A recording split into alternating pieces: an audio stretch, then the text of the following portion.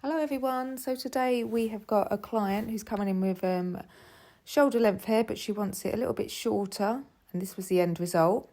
It's a one length haircut, but if we look at the nape well going on here, it's quite low. Now, as a hairdresser, you've got a choice where you want to maybe take it shorter than the nape well, and that means shaving the neck hair, or taking it to the nape well itself, which is what we've decided with the client today. We do usually take it really short and cut it in and shave it up the neck, but she fancies a little bit of a change, so we're just going to keep it a little bit longer. So I'm going to go as long as the nape hair will allow me to cut. So this is my first guideline that I'm going to be taking, and I'm cutting on the skin, which gives it that 0 degrees. So no fingers behind the hair, which slightly elevates it. We're keeping it as close to the neck as we possibly can. And I've tilted the head slightly forward just to get rid of any of that graduation. Checking the balance left and right, and you can pull it in the middle just to make sure that they meet at the exact same point. And I'm just going back in now just to double check there's not any loose hair, which you can also do at the end as well. Take the next section up, keeping the sections horizontal, as straight as what you possibly can, tilting the head forward, and now we're going to follow that guideline. So just make sure that you can see your first guideline through the bit of hair that you've pulled down, otherwise make that section a bit thinner, otherwise you don't really know where you're cutting. So I always start in the middle, cut to the left, and then cut to the right hand side. Check my balance, and then move up the head.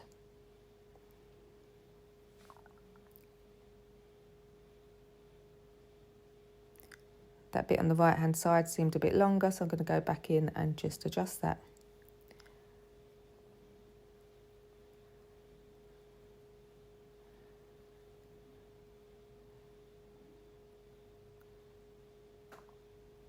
Right, last section now. So I'm just cutting the back section first of all. Tilt the head slightly forward and follow the same guideline.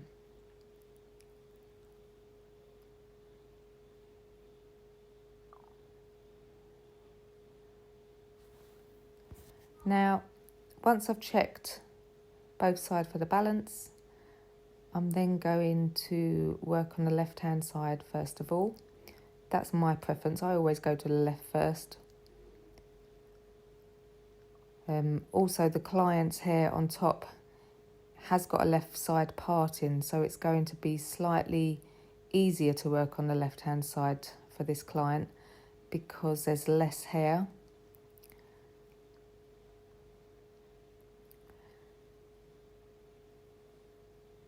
So we're going to slightly angle the hair so it's longer at the front, but yet it's still a one length haircut.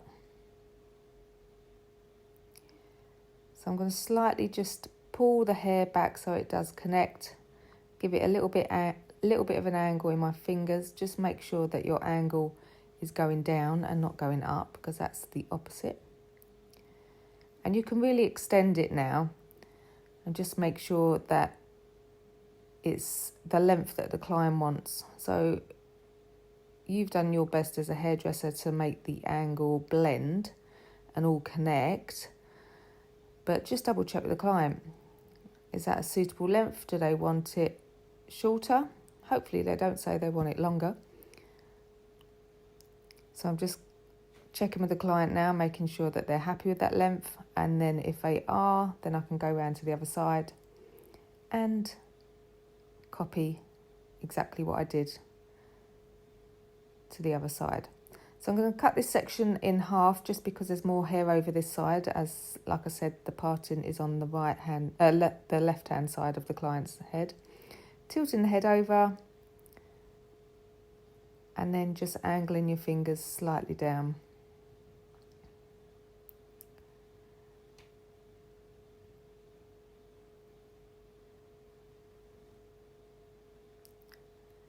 Often this side I would try and purposely go a bit longer, just so that I can check the balance.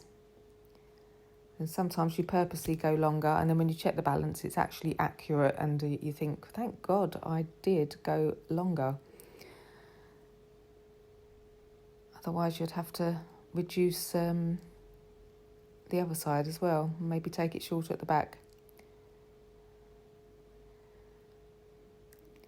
So I'm just going to follow the guideline. Make sure that the balance is even, both sides. Even at the end of the haircut, we will check it. Check it in the mirror, make sure that you feel it. Sometimes you might want to close your eyes and see that the balance is okay. Now what I personally do is I just comb it all back now, because if the client was to put her hair in a ponytail, you're going to think that there's some bits that I haven't cut, because there is some slight overhangs because it's been in the side parting. So I'm just going to go back in and just cut off any wispy bits. And there was quite a lot of wispy bits that I could cut off as well.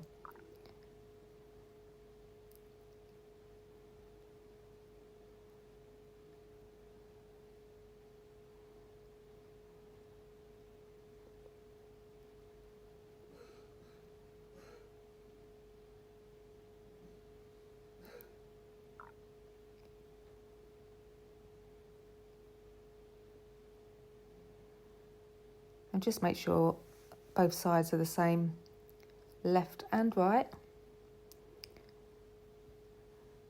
If your client wanted some layers, obviously after this bit you would go in with the layers, but my client at the moment just wants that one length haircut. We are going to texturise it underneath by thinning it out, make it less bulky. But we'll do that after the blow dry.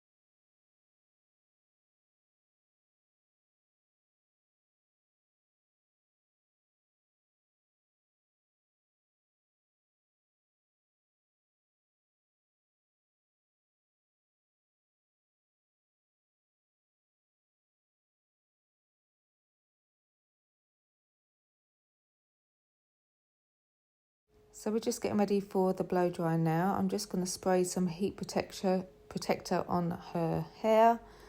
This is by Paul Mitchell. Like so, Paul Mitchell Heat Seal it's called.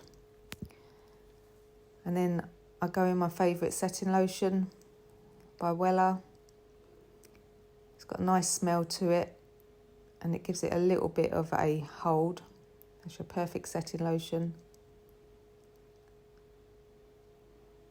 And then we're going to go in and blow dry the hair. So we want to rough dry the hair off, making sure that it's not soaking wet. And you can see underneath there the hairline is still quite long. So we're going to keep it quite long rather than shaving it off.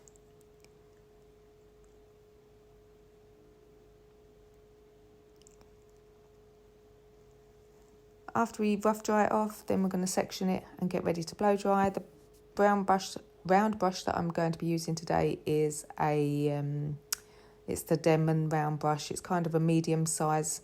It's not the largest size, it's the one down from that.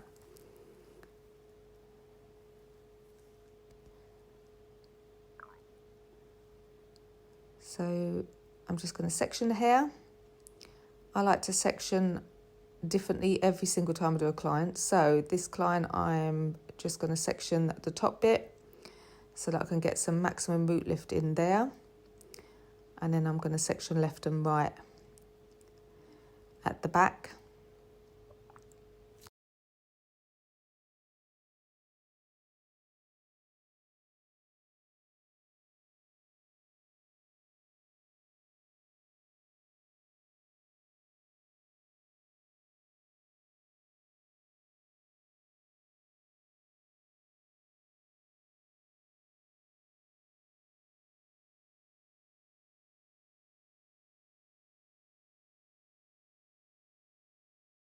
So blow drying now.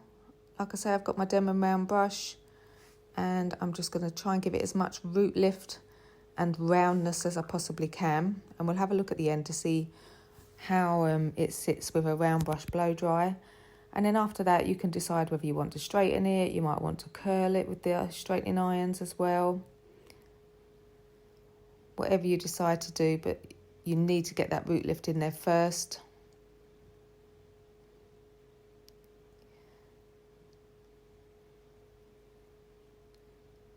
So with each section that I do, I make sure that I don't brush the wet.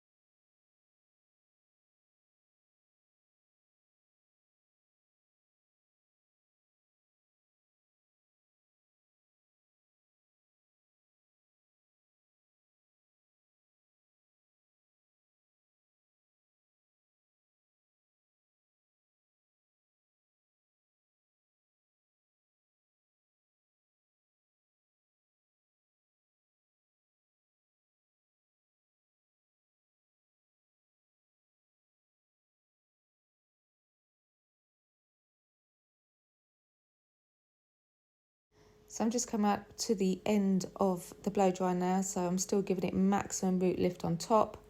I've done the same all the way around the sides. So maximum root lift there, still rounding at the ends, giving it a bit of a pull so that we can get rid of any curliness in the hair, and then smoothing it down towards the end.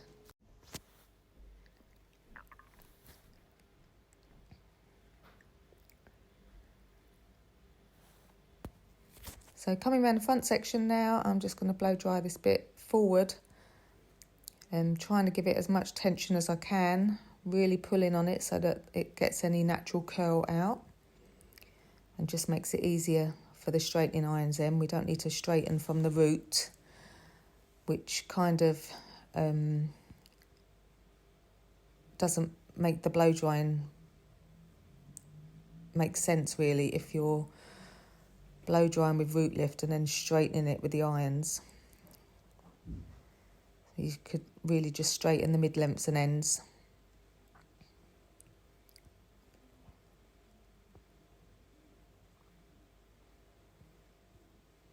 So I'm just going to finish off blow drying, and I'll have a quick look at the haircut.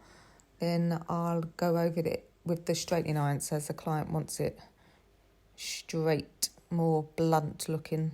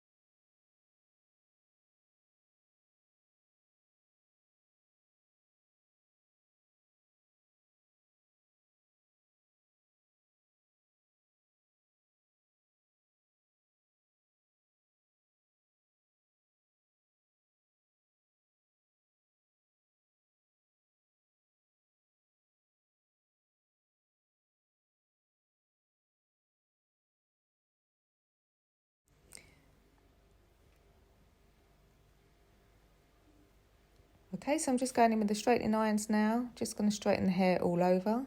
Then I'm going to thin out areas that the client feels that is a bit bulky for her.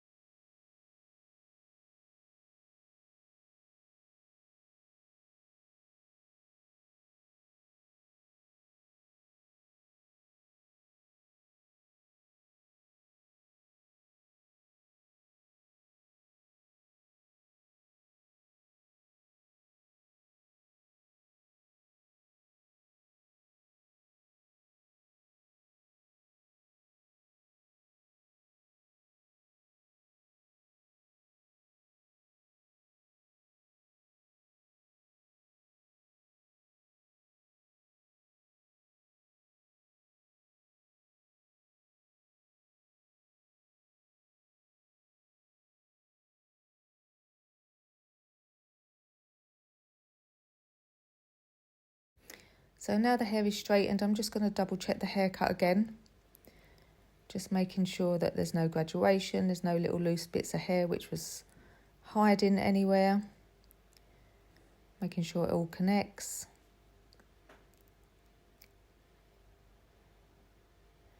And just make it look like a nice clean finish as well for the client. Now around the back, even though we did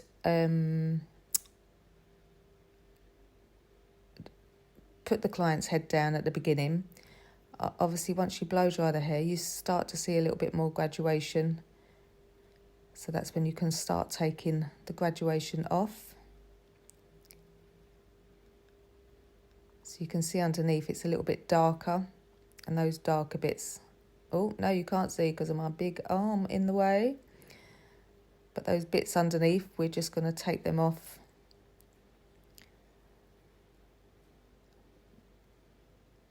And make it more of a cleaner finish. Here we go. You could texturise it now, you could put some layers in it or choppiness into it, but we're just going to keep it quite blunt. So at the moment the hair is still long. I don't need to shave the nape well because it's not visible.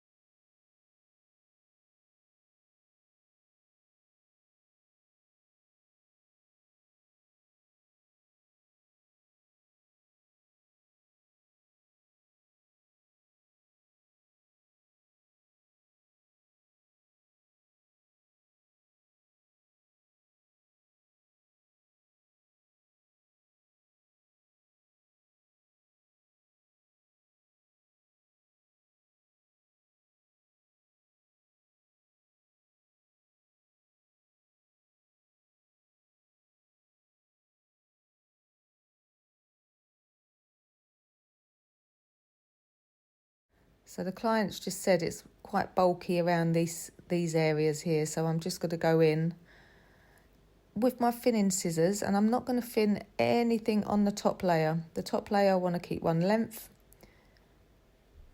and I just kind of want to do some thinning underneath, so it's a bit of a disguise really. It looks thinner because it's hiding the thinning bit that I'm doing underneath. So around that back bit there, I'm going to do it at the root as well as all the way down the hair. And that should make it a little easier for the client, obviously, to blow dry, but also less bulky as well.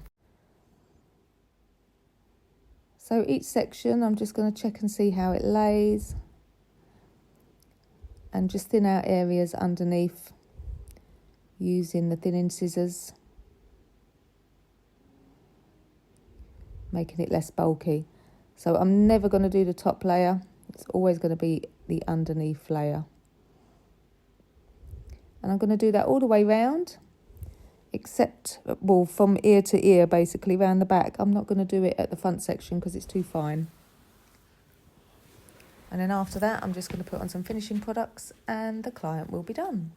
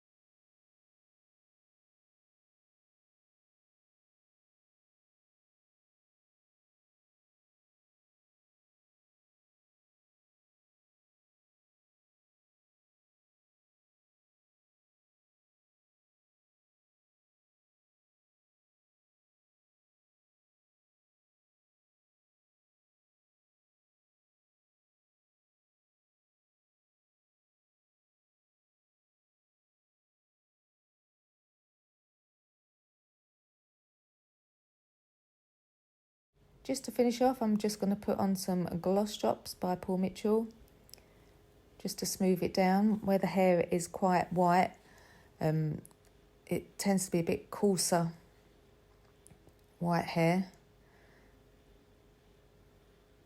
So it just is a lot easier to smooth down when you've got a thicker serum. So gloss drops is really good because it's quite thick, but not good for fine hair because it makes it greasy really quickly. So that there is the finished look. All one length.